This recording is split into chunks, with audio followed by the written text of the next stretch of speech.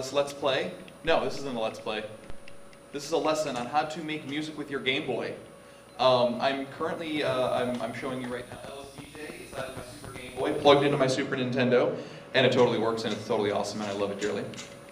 But I'm going to show everyone how to write a song basically just on the Game Boy natively. And when you turn on your Game Boy with LSDJ on it, this is the exact screen that you should be seeing. LSDJ, for a little bit of history, was developed in 2001 by Johan Kutlinski, a dude from Sweden. Don't these things always come from Sweden, though? Aren't they just a country of brilliant people?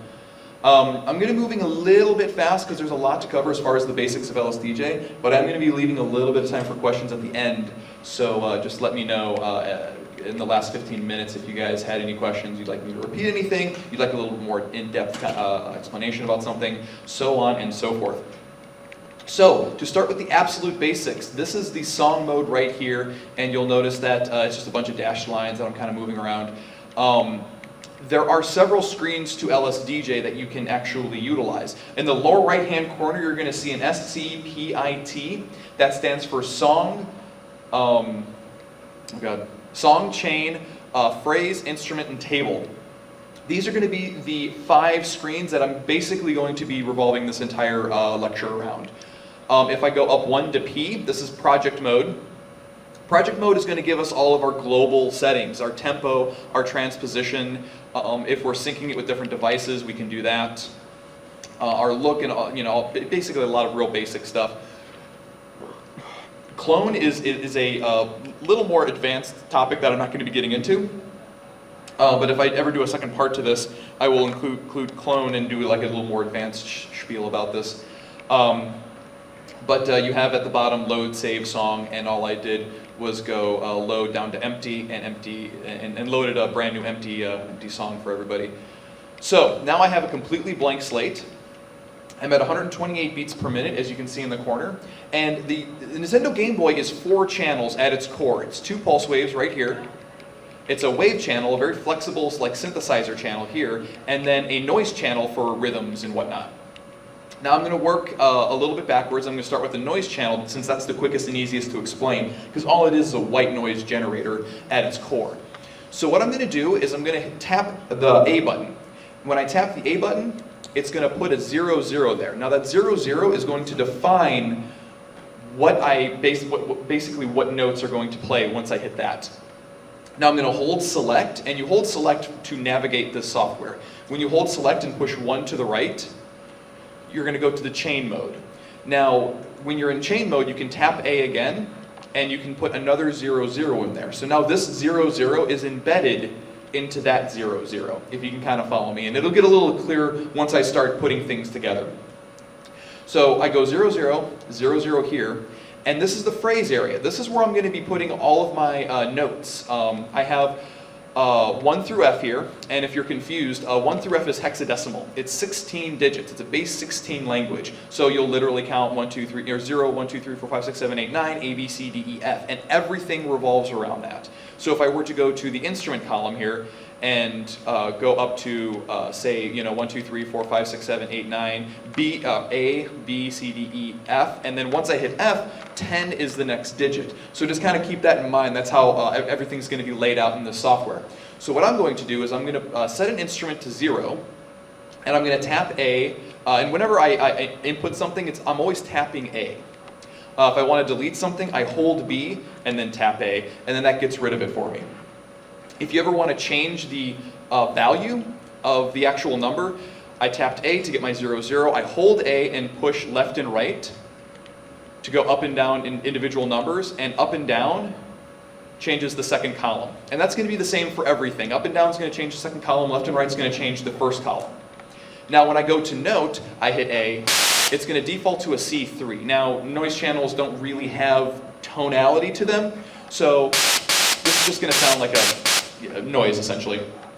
And to change the octave, now this is C in the 3rd octave. For those of you who kind of know how a piano is laid out, this is the lowest note the Game Boy can go to, unfortunately. So octave 2, 1, 0, and -1 are all not represented from the Game Boy, just due to hardware limitations.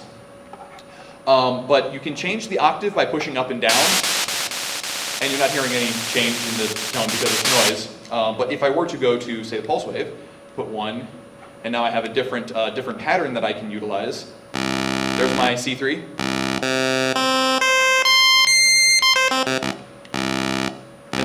And then, there's the B octave, which is really too high to hear, ultimately. And then to change note, I hold A and push left and right. So I can then change any note that I want within the constraints of the actual Game Boy due to whatever kind of instrument I set for it. So let's go back to the noise channel and let's put together a basic rhythm. Let's create a snare drum, a kick drum, and a hi-hat.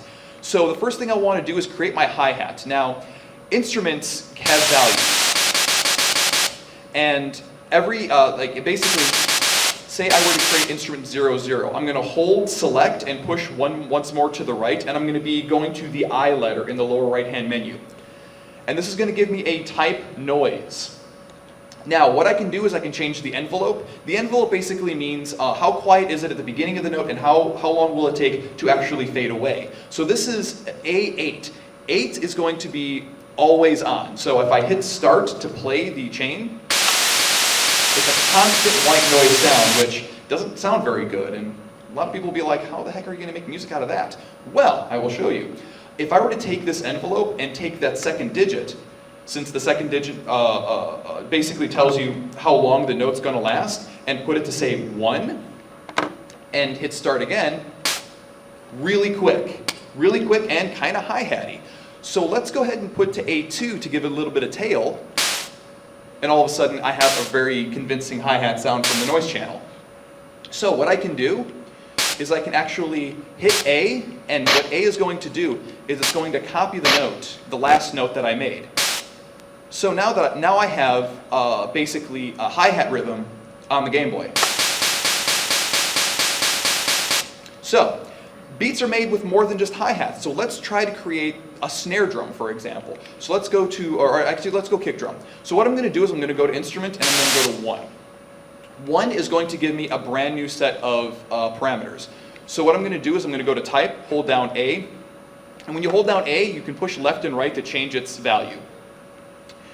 The types are pulse, wave, kit, and noise. And of course for this channel we're going to be using the white noise again. So let's go ahead and change the envelope again to a very short note. Output is going to be either left or right, basically panning. Length isn't going to be as important, but it can dictate a very hard stop as far as how long that note's going to last. I like using the envelope a lot better because of that little fadeaway that it makes. It's really quite cool. And then shape is going to be how this sound basically sounds. So if I were to put a 1 here and a 1 here, I'm going to hit play and nothing's changed. It's the same sound across the board. But I can go back to instrument number 1, and you'll see instrument number 1 at the top of the screen right there. That's how I know I'm in instrument number 1. If I were to go to 0 here, hold select, hit right, it says instrument 0 now. So that's how I'm going to know that I'm in the correct instrument, is instrument number 1. You can even name your instruments if you want to. So this is going to be, let's see, bass drum, so bass D. Just like that, hit OK, and now I have a bass D instrument. So I'll know not to screw up my snare drum or hi-hat at all. So I can hit start to play my little phrase again, and change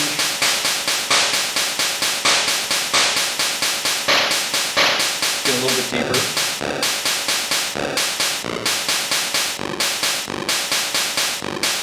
So now I have something.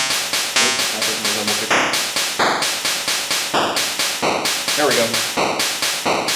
I like that. And you can kind of play with the shape as you're listening back to your song as well. So as I'm playing back the notes, I'm kind of changing the shape of the white noise to make it sound more like a kick drum. So now I have my hi-hats and my kick drum. Now let's go ahead and make a snare and actually get a snare in here somewhere. So what I'm going to do is I'm going to create a little bit of an odd timing here and put C3 right in between here, right in the middle, and create instrument number 2. Instrument number 2, I can actually go here, I'm going to hold A, I'm going to push right until I get to noise, and I'm going to name this guy really short SD for snare drum. And there we go. Hit OK. Now I have my snare drum labeled. I'm going to go back and I'm going to shorten this again. to let's say A1, real poppy snare. Let's make a real super poppy snare. And I'm going to hit, let's see here. Yeah, okay. I'm going to put one here just because I'm weird. So I'm going to go ahead and hit start again. Starting to get a little bit more interesting as far as the rhythm goes. And I'm going to change the shape again.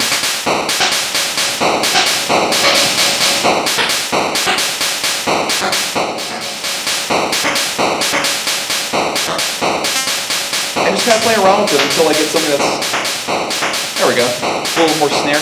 And I can actually change the first digit. This is going to make it louder, so I can actually make the snare really stand out.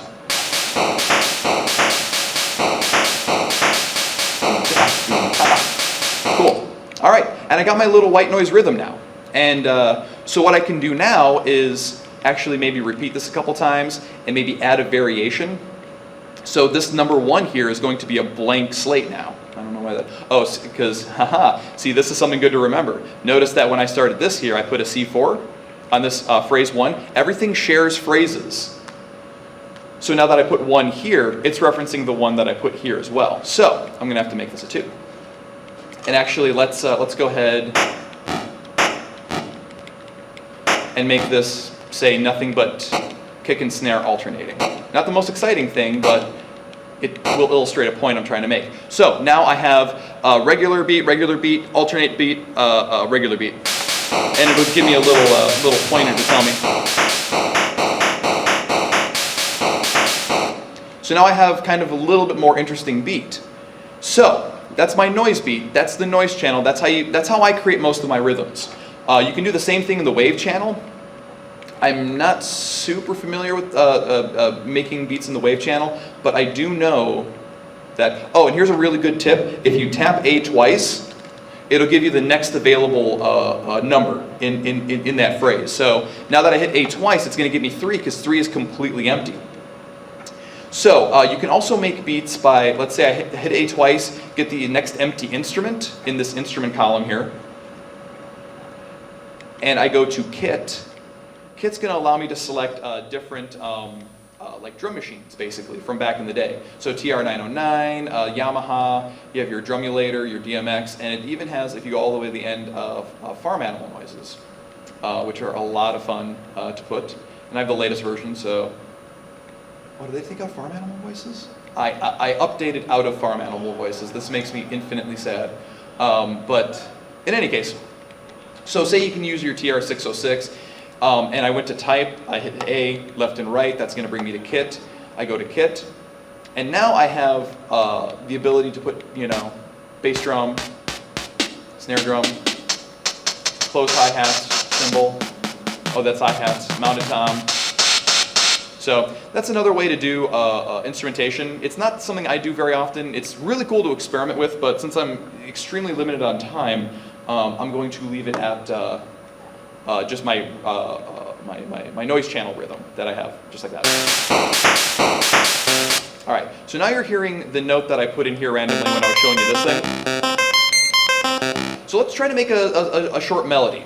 So what I'm going to do is start plugging in notes, and actually let's create a brand new instrument for this. So I'm going to do C, F,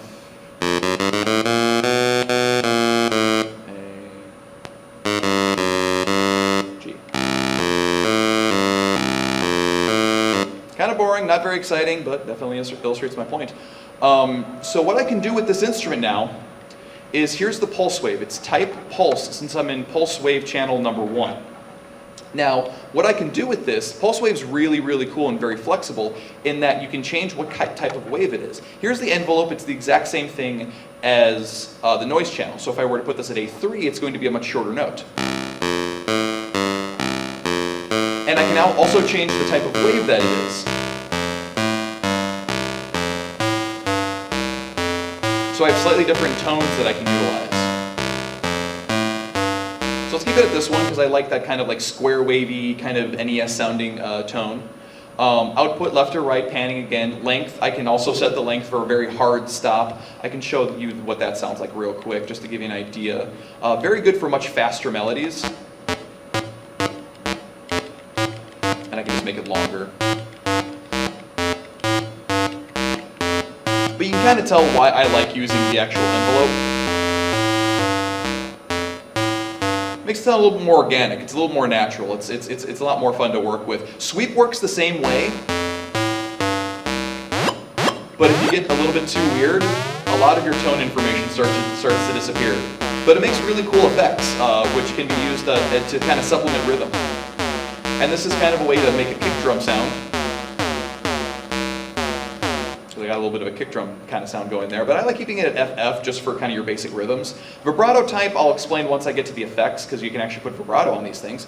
PU tune and PU fine is basically a way to detune your notes just a little bit if you like kind of that more kind of DC hardcore, detuned guitar kind of sound. Automate is kind of really advanced for what I'm going to be talking about. And table, I'm going to be showing you how to use tables. Now again, going back here, I have my instrument, I have my, my notes all set, but let's make this a little bit more interesting. Let's go ahead and go to the command line right here. Command line is going to allow me to place a letter in there. If I tap A twice in that area, it's going to give me an explanation of what each of these are.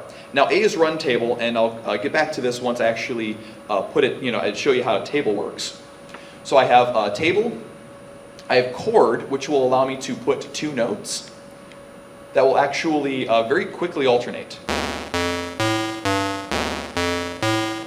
Now what you heard were 3 notes really quickly, like, like hitting very, very close to kind of give the illusion that it's actually a bit of a chord. That can be done with the C command. Too much octave change and something like that actually sounds a little bit ugly, but it's kind of cool if you're into that. Next is D for delay note. What delay note's going to do is it's going to literally delay the note just a little bit. So it's going to be measured in ticks. Each one of these sections here has 6 ticks to it. So if I were to put 6 here, it would trigger on 1. It would actually trigger here instead of here. So let's hit start and kind of see what delay does. It's kind of giving us a little bit of a swing. And it's really cool if you don't want to stagnate yourself to the actual bars. You can actually escape the confines of your 16 count, which is kind of cool. And that's done with the delay command, or yeah, the delay note command. Next is going to be volume. It's basically the exact same thing as the envelope right here. So if I were to take the envelope command and make an A, say 5, this is going to be a slightly, or 6, this is going to be a slightly longer note than every other note. Or I can change, make that much louder, like that, and make these quieter or something. Works really great for like dynamics control, which is really cool. So that's E.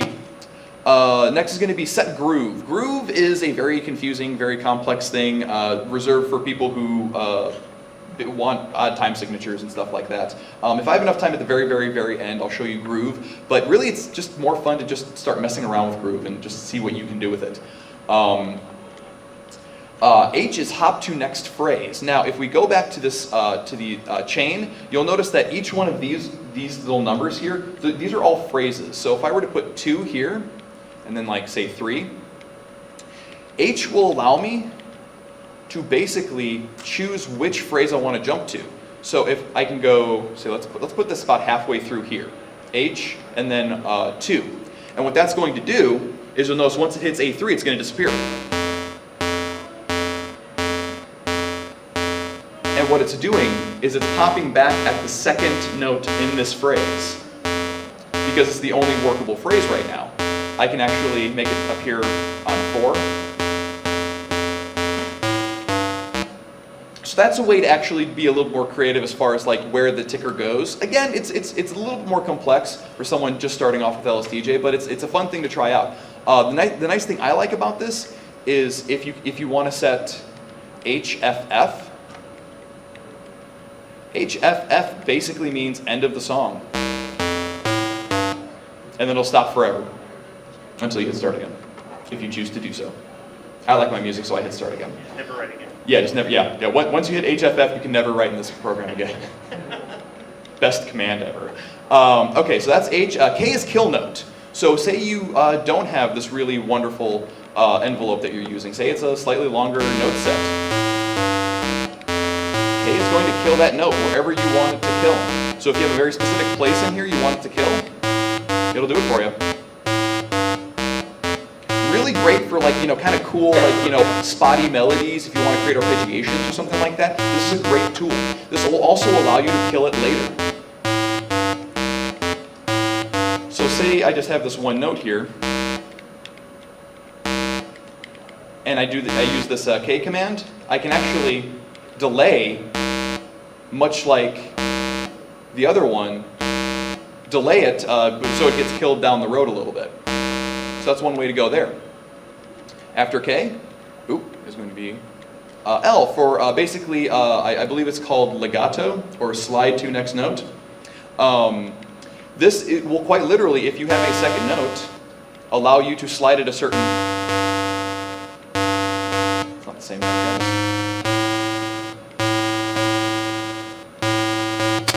That's kind of weird. There we go. It'll slide to the next note. Yeah. So whenever you hear that noise, a lot of chip artists use it. That means they're improperly using either pitch shift or legato. But it will allow you to shift down to a certain note, which is kind of cool. And at 0, you noticed that it just played the same note because it had no speed to switch, so it just switched right away. But legato is kind of a cool thing to make a melody a little bit more interesting. After legato is going to be master volume. Basically, you can turn your entire project up and down with a single command, which is kind of cool. Set output, of course, this is just left or right, and I don't have panning ability right now, so I can't really show that to you. But this will allow you to play one instrument on the right speaker, one instrument on the left speaker, and that kind of creates what's called like a stereo space. It makes things a little bit less muddy sounding, which is kind of cool. After O, we have P for pitch bend, and pitch bend quite literally is it bends the pitch of the note. That kind of a cool little effect that you can put on here. And you can set it so high that it gets to the end and loops and creates this kind of cool little offbeat rhythm, which is kind of a cool little thing. After P, we only have a few more, is going to be Retrigger. Retrigger is one of my favorites, and it's actually been responsible for a lot of the effects that I put. So Retrigger allows me to retrigger a note over and over and over at this speed right here. So I can do constantly slowing retriggers as kind of a neat effect. Let's put 5, and... Well, actually, no, this is going to be constantly speeding up. And actually, let's set this to a much...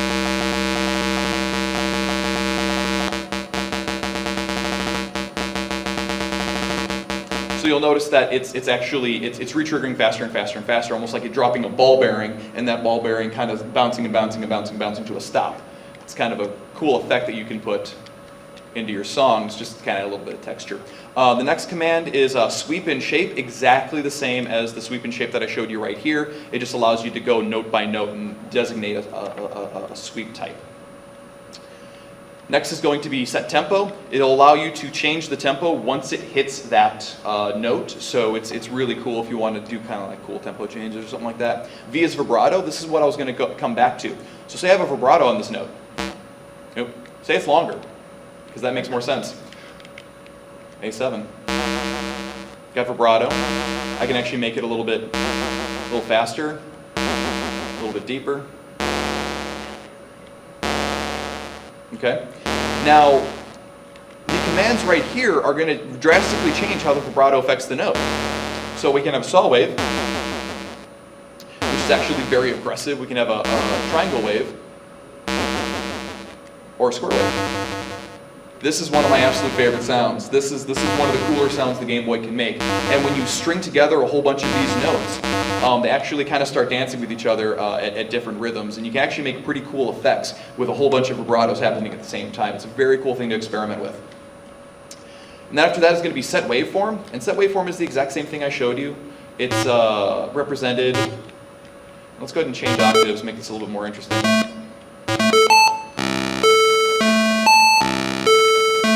And what I can do is I can change the type of waveform that it is.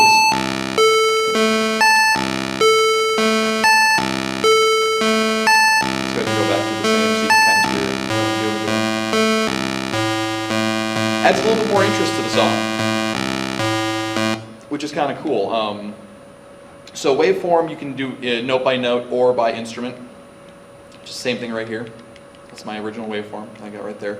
And it's basically measured as 12.5%, 25%, 50%, and 75% wave.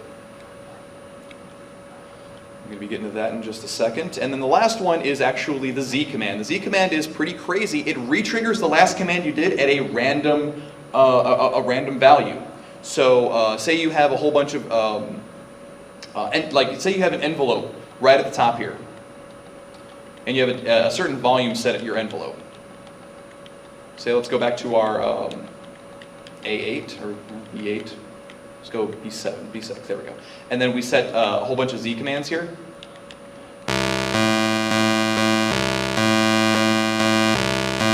You'll notice that each note is a slightly different tail and a slightly different kind of value to it. Shape is going to have kind of the same effect.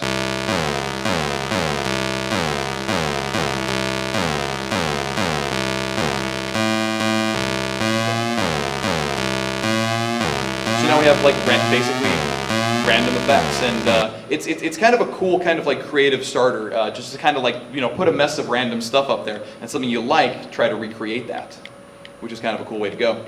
So now we have let's go ahead and make this a little more melody.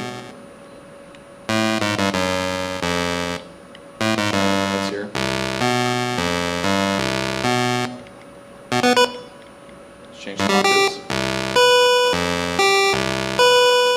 Okay, so what I'm going to do now is I'm going to show you how to use tables. This is going to be one of the, I'm going to show you a couple of things. Tables are basically the bastion of instrument creation. Tables allow you to use several commands all at the same time, which is kind of cool. It also allows you to transpose the note. This is where you're going to get your very fast arpeggiations from. So every time I change a value here, that's a semitone that it can go up. So I can go, say, bass note for the first 4, and then I'm going to go up to 3, and then you can just tap and it puts it in for you, and then 7, and then C. 7 is going to be your octave point right here. So basically what this is kind of a major power chord right here. Let's actually set the table. So you need to go to table and 0, 0. Or alternatively, I showed you that command, A. A is hit table 0, 0 there. So you can set it there or in the actual instrument. I like setting on the instrument, but it's going to go ahead and arpeggiate for me now. And what we can do now is we can change the shape. We can change how long it is.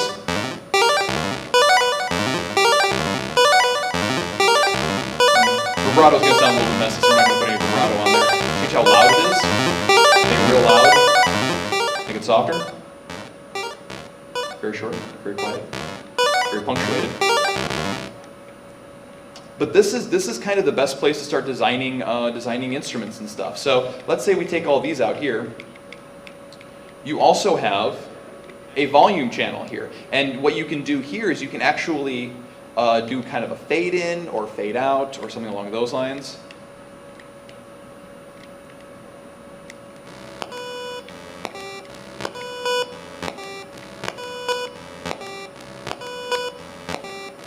So it's basically really quiet, only using the first couple channels because the note is ending basically. It's hitting a different note and stopping once it hits a different note. But this is a way to make really good use of kind of like fade ins or fade outs or something like that. The volume channel is really useful for that aspect. And then you can actually stack commands on top of each other. So let's say that we have a note we want to kill here. But I want to cycle through a couple waves before I kill it.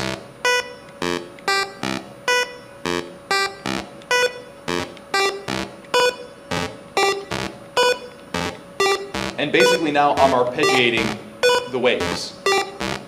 And I can actually take this off. And I'm creating something that basically punctuates it right up front and then kind of fades as it goes back. And this is kind of the backbone of instrument creation, being able to be really super flexible with the Game Boy, which is a great thing. Let's see what else I got for you guys. My iPad died, and that's where all my notes were. So I got that. Instrumentation, commands. Oh, okay, the wave channel. The wave channel is something I want to show you guys. So, like I'm in song mode right now, and I created pulse wave 1. I created a noise channel.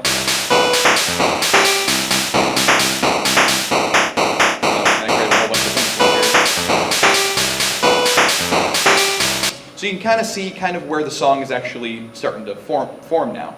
Now the wave channel, and this is going to be the last thing that I go deep into. The wave channel is a super flexible synthesizer that you can actually customize and start forming a whole new set of sounds, which is really, really cool. So let's go ahead and, instrument 3, our favorite instrument 3. So I'm going to go to instrument 5 real quick. Go back to C, and let's create our bass line with this guy. So what I can do here is I have my type at wave now. I can set the volume of it, again the output left or right panning, again vibrato type, how it's going to react to vibrato. I have my synth type. Now this is an interesting thing. I have all the way up to F as far as my synth types go. Now what that means is, say I have synth type number 0. If I hold select and hit up, that's going to bring me to synth 00 to 0F. Now 00 to 0F basically means I have wave 00, I can move over to wave 01, 02, 03, and I'm holding down the B button and pushing left and right, navigating through all these waves, and I can go all the way up to wave F, wave 0F. And that's going to be right here what the signal passes through to actually make the noise. So, to give you an example of what I mean, I'm right up here at the top where it says wave. I can switch this to a square wave. That changes to a square wave. And what I can do is, pretty basic square wave there, I can go to these little dots here and actually start messing around with it a little bit. And this is a pretty tedious part as far as like creation goes, but if I were to just kind of mess up the first couple waves, you'll notice my sound is changing. And I can actually starting to change a little bit longer now. And you can actually go in here and create custom waves, pixel by pixel. Very tedious, but eventually starting to sound very, very cool. So that's the kind of more complex way to do it, or it's the simpler way to do it, depending on if you like pictures or not. I personally love pictures, and this is a very, very cool place to start shaping how I make my music. But if I were to go back down to the instrument screen, and then back up to, and notice that, keep an eye on the little map on the lower right-hand corner. That's going to tell you where I'm at any given moment. I can switch back to sawtooth and then square wave, and it gives me a square wave again. So that's kind of a reset if you really mess things up. So don't think anything you do is permanent. At the same time, be aware nothing you do is permanent unless you save that instrument. And saving the instrument is basically not changing anything in the screen. Now to go through this screen really quickly, there's some pretty complicated synth terminology that I'll try to talk about in slightly more layman's terms, just so you know it doesn't go over anybody's head. So of course your triangle wave or your square wave is your more blocky sounding, straightforward sounding wave. You have your triangle wave, a little more NES sounding thing. Sawtooth wave, a little more harsh sounding. Filter is going to be low pass. It basically lets anything low frequency pass through. High pass lets anything high frequency pass through. Band pass lets a certain amount of frequencies through. And all pass, well, that's pretty obvious right there. Your Q is how many frequencies this actually affects, the filter actually affects. So it actually will make it a much broader sound or a much more tight niche sound. Distortion is either clip or wrap.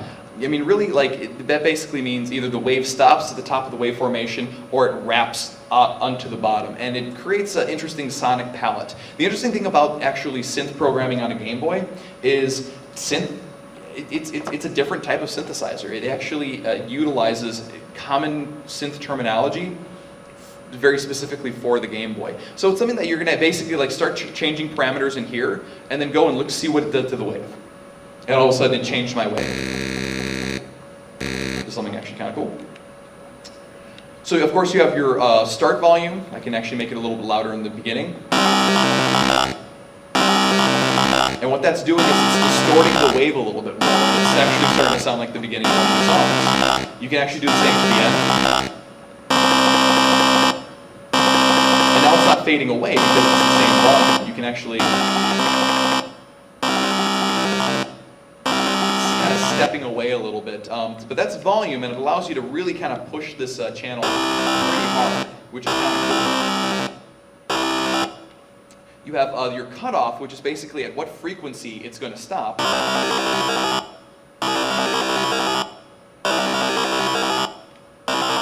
if you match the same here, we're going to start to notice it gets a little bit more choppy, a little bit more blocky, like certain frequencies are being taken out. Your phase is basically going to be a shift, it's actually going to reverse the wave formation at a certain amount. So now it's building up for me because I have the exact phase switch of the actual wave formation that I created. Oh, there we go. Okay. So now I look at my wave that was once all very consistent, and it's all very chaotic, and that's where that kind of like grimy sound is coming from. And I can go in here and actually start changing a little bit, maybe creating more of a square wave in the middle, so it actually takes a break in the middle, and you can actually make it sound like it's talking a bit, which is actually kind of cool. And then of course V-shift is going to be shifting the actual waveform to the left and to the right, creating a little bit more kind of a different sound.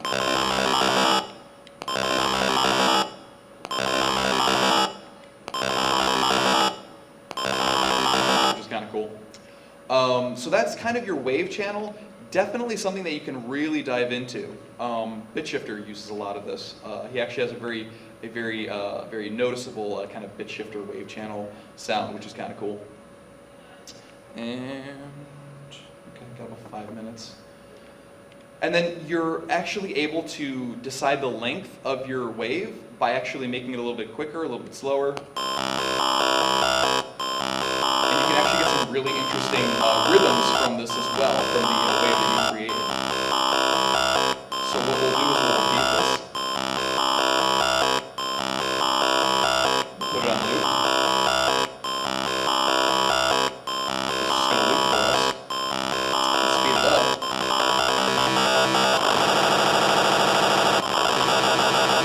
So it's going through the waves faster and slower.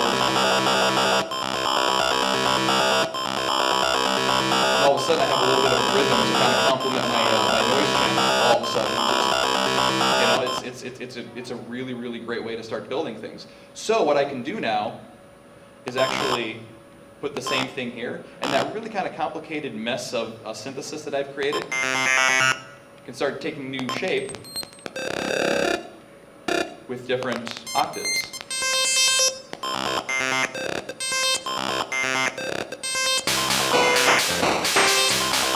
Let's get rid of this guy.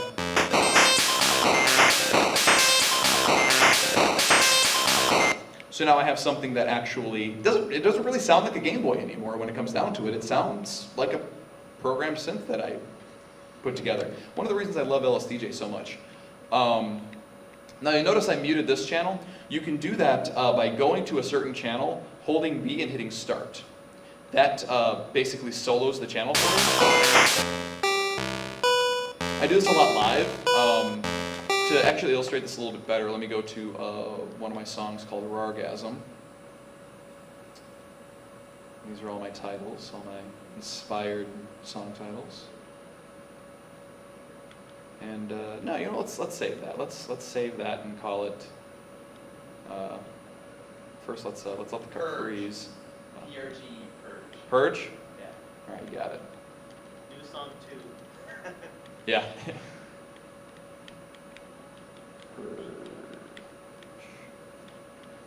All right, we got our beginning to the song Purge now, which is kind of neat. And you know what? Hell, I'll use that to write a song.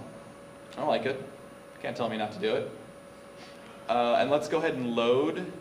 Kind of scared you. All the song titles disappeared, huh? First time that happened to me, freaked out. And then I realized, oh, it's just going to the bottom of the list. That's okay. Okay, let's go back to Rargasm. and I can show you just how I utilize the solo and the mute function. So most of you will probably recognize.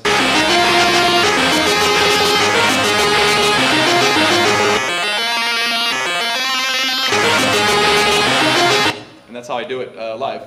Is I solo this channel for just a couple bars, and playing the song as many times as I did, I learned that you have to kind of let go a little bit early in order for it to happen. But I can go instrument by instrument.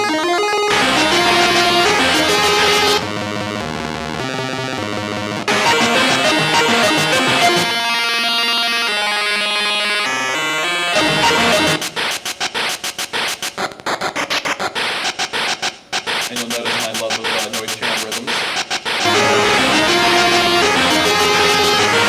So there's that, and you'll notice that here's all my different parts here. These are all the different groups of phrases that I have built into here. So phrase number 5 in song mode contains, chain number 5 contains phrases 9, A, B, and C, hexadecimal yet again. And we'll see that pattern number 9, or phrase number 9, is just this. A pitch shift going quickly down and ending at C3. Not the most interesting one, so let's go to 8. 8 contains phrases 14, 15, and 16 and 17, and which contains these guys. Really quick wave channels being played in and I can play it from here to listen to. And I can actually go to here. I hold B, and I can go phrase 14, phrase 15, phrase 16. 17. And and you'll notice on the right-hand corner, it's showing 200 beats per minute. And when I hit start, 1, 2, W, and N right below the 200 are going to show what notes are being played. So you can kind of keep an eye on that and get an idea of what you're actually doing. And that's basically all you need to start writing music in LSDJ. That's the tool set right there. After you have those basic things, you can actually start creating your own instruments. You can start creating really interesting rhythms that escape the kind of 16-beat jail cell that LSDJ locks you in. So does anybody have any questions? Guys? Okay, so I just started up mine. I have a bunch of question marks first. I've never seen that before. Yeah. Does it make any noise? It did on. Oh, that's why. It crashed on you. Okay. But it says, don't panic. This is my favorite in the world. Don't panic. Please mail this data to info@littlesounddj.com. So what I would do is I would take a picture of that screen and email it to him. Okay. And that's how he fixes things. So basically, it probably is I'm not sure which version of this version 4.4.0. That's the latest. Okay. Yeah, that's the latest version. So that'll help him. Maybe I'll go back to the latest stable version or something. Yeah, something. Yeah. Yeah. But yeah, no, you just crashed. Cool. Is that your first time turning it on? Yeah. Nice. It'll happen again. And when it happens, you can shut off your Game Boy and it automatically saves where you're at. Okay. It doesn't reset you to any other point. You just turn it back on and you're going to leave off right where you were at. Cool. Okay. Yeah. So yeah, don't panic, you're good. I was starting to do stuff and yep, it came on the screen I think it's or something. Thank you. Yeah, what's up? So there's is there any particular copyright kernels that you have to jump through or Here's the thing. This has been going on since about 2001 in the United States, and Nintendo hasn't said a thing. So I think they just kind of turned a blind eye to it. It seems they know what's happening. They haven't sponsored us by any stretch of the imagination. They haven't given us any thumbs ups, but they haven't sued any of us either. And you'd think by now they would have sued some of us to as we modify their Game Boy. So there is a possibility of a little bit of legality kind of gray area, but no one's really worrying about it for right now, and I don't think it's ever going to happen, it makes me feel good about that. Yes? But it's frowned upon if you don't download it and pay $2 on Yes. You just get it wrong. Yeah. Don't do that. Johann It's Kotlinski, $2. He's probably one of the most generous and awesome people in the world. I've met him personally. He's the nicest dude. He speaks very good English for a Swede. And he's constantly releasing updates for absolutely free. $2 for the software is nothing. And it's just so powerful and so cool and so portable. $2 I think is, it's nothing for what you get. So yeah, pay him $2, you'll get a full version. Yes? What is the phase shifter on the iTunes App Store for? The phase shifter? There's an LSDJ phase shifter. The actual program. Oh, I know what you're talking about. There is a really, there's an app, I believe, and what it does is allows you to design waves here and kind of play them back, so you don't have to do it in LSDJ. So what you do is you create the wave, and I think this is what you're talking about. I may be wrong, but I know for a fact that there's an iTunes app that gives you this exact screen and allows you to create waves and listen to them back and to hear what they sound like. And I believe at this point, all you have to do, like there's no transferring to this at all. You'll have to go back into LSDJ and kind of go pixel by pixel and redesign your wave. It's just a faster way because you can touch it instead of like. Yeah, and it's a bigger screen. It's easier to look at.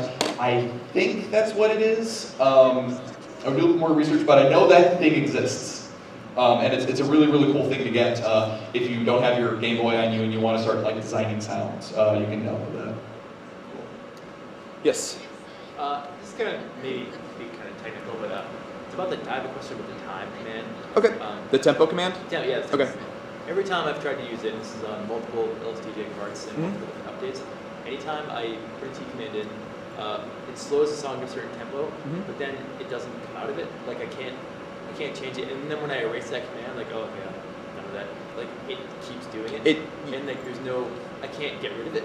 And I have to get out of the song that I'm saving to get rid of it. And am I doing something wrong or? When you put your Game Boys together, do you set them one to slave, one to master? I do. Okay, that's a pretty common issue. And when you delete it, it still does the tempo change? It does, yeah. And I mean, even when I just do it with a single Game Boy. Yeah. Because I've only ever experimented with it. I've never actually tried using songs. Every time I do it, it breaks my song, and I've got to get out and save it. Let me try it. Let me see if it does it for me too. And then we'll see if maybe it's a version thing that popped up.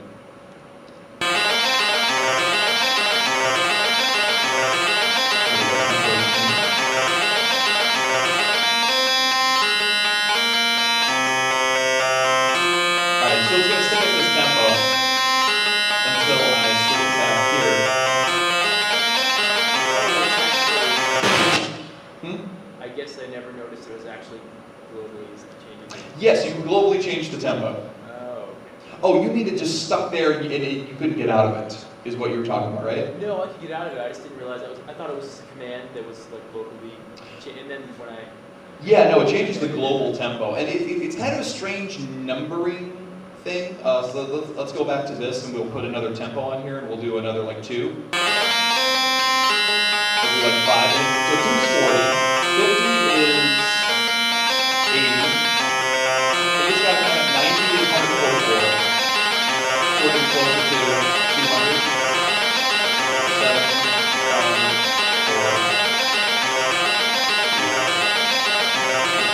There's my original tempo of C8. So that's how you do it. So C8 is 200 beats per minute, and you just have to kind of extrapolate from there. So, is everything before it hits that command going to be? So that's.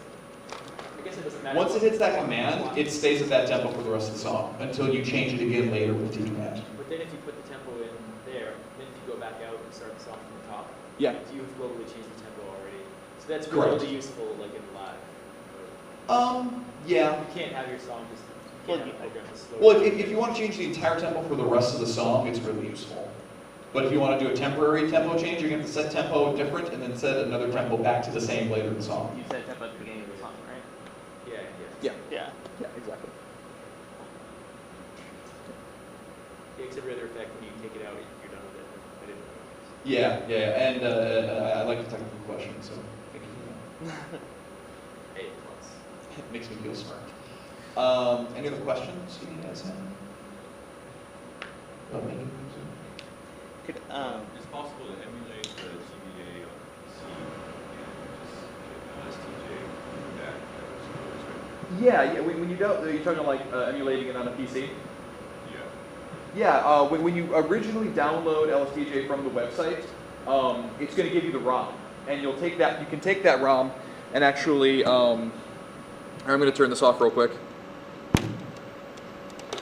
and you can burn it onto a cartridge like this. This cartridge has a USB plug on the top, and you can connect it to your computer and dump data on and off of it. You can actually back up all the songs you wrote as well onto the PC, and then put them back on later if this thing ever crashes, which it does. So you can emulate off that cartridge itself.